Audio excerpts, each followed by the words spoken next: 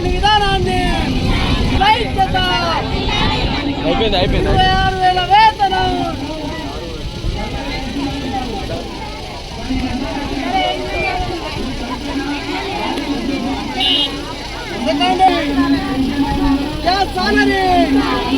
ప్రభుత్వ ఉద్యోగులుగా ప్రభుత్వ ఉద్యోగ సౌకర్యం రిటైర్మెంట్ బెనిఫిట్స్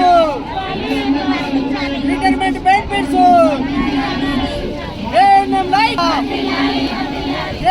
లైట్ కదా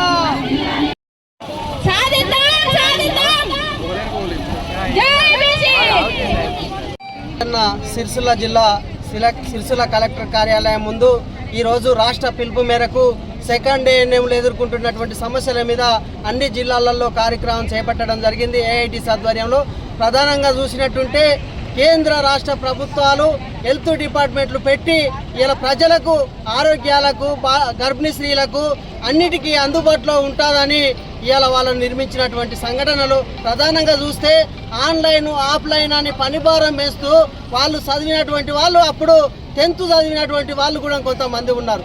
ఇలా ఆన్లైన్ ఆఫ్లైన్ అని పనిభారం పెంచుతూ ఇలా వాళ్ళను నిర్మించింది కూడా గతంలో ఇలా పల్లెలలో పూర్తి వైద్యం అందలేదు, విలేజీలలో దూర ప్రాంతాలలో ఇలా హాస్పిటళ్లలో గర్భిణీ స్త్రీలకు బాలంతలకు పూర్తిగా చిన్నపిల్లలకు టీకాలు అందుతలేవని నిర్మించినటువంటి సంఘటనలు ప్రధానంగా చూస్తే ఇలా రాష్ట్ర ప్రభుత్వం కేంద్ర ప్రభుత్వం వీళ్ళకు కొత్త యాప్లు తీసుకొచ్చి ఆన్లైన్ ఆఫ్లైన్ అని పనిభారం వేస్తూ ఉన్నారు.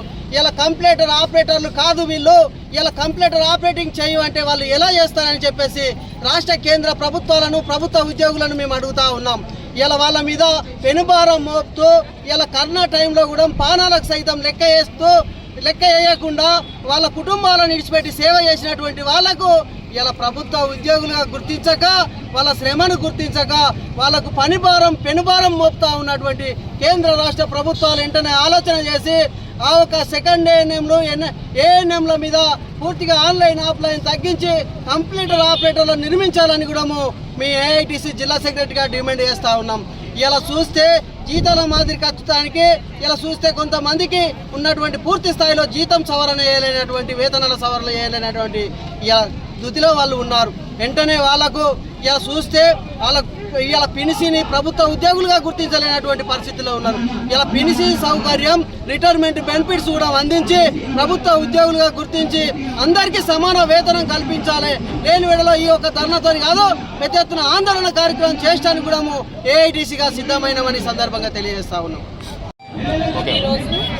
రాజన్న సిరిసిల్ల ఏఎన్ఎంస్ అందరము ఏఎన్ఎం సమస్యల గురించి కలెక్టరేట్ ముందు ధర్నా చేయడానికి వచ్చాము.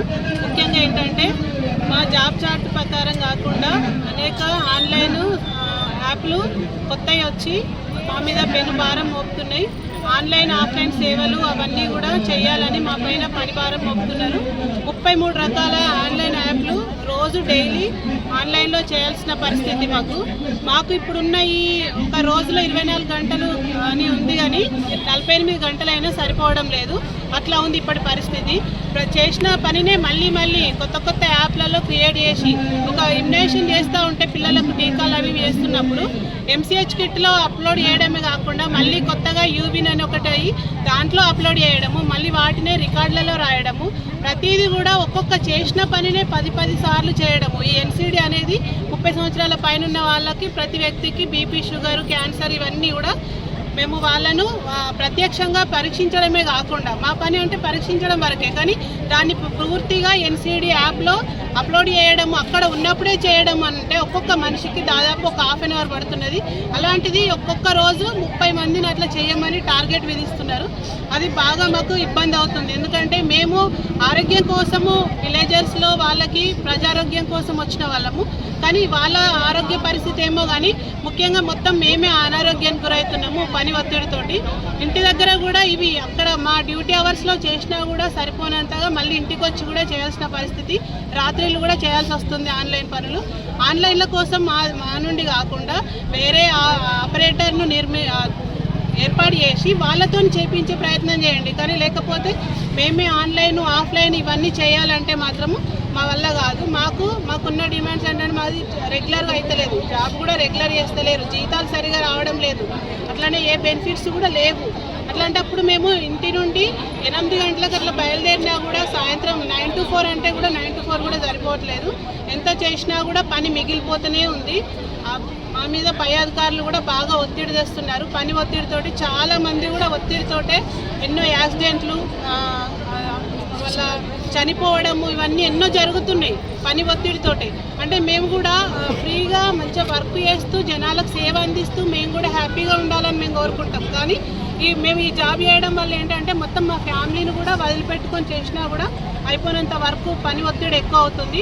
ఖచ్చితంగా ఈ ఆన్లైన్ ఆఫ్లైన్ సేవలు ఏదో ఒకటి ఆఫ్లైన్ ఉంటుంది, మేము ఎప్పుడైనా కూడా మేము వర్క్ చేస్తాం, ఫీల్డ్ లెవెల్లో వర్క్ ఉంటుంది, మేము కంపల్సరీగా చేస్తాము, చేసి ఆఫ్లైన్లో రికార్డ్ వర్క్ చేస్తాం. కానీ దీన్ని ప్రతి ఒక్క పనిని కూడా 33 యాప్లు క్రియేట్ చేసి దాంట్లో మళ్ళీ అప్లోడ్ చేయమనడము బాగా అధిక భారం అవుతుంది.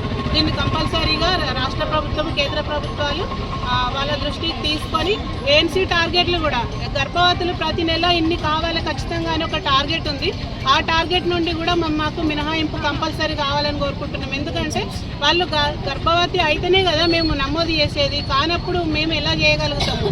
దాన్ని కూడా దృష్టిలోకి తీసుకొని ఖచ్చితంగా కానప్పుడు టార్గెట్ అంతగా ఇబ్బంది పెట్టకుండా చూడాలని మేము కోరుకుంటున్నాం. కలెక్టర్ గారికి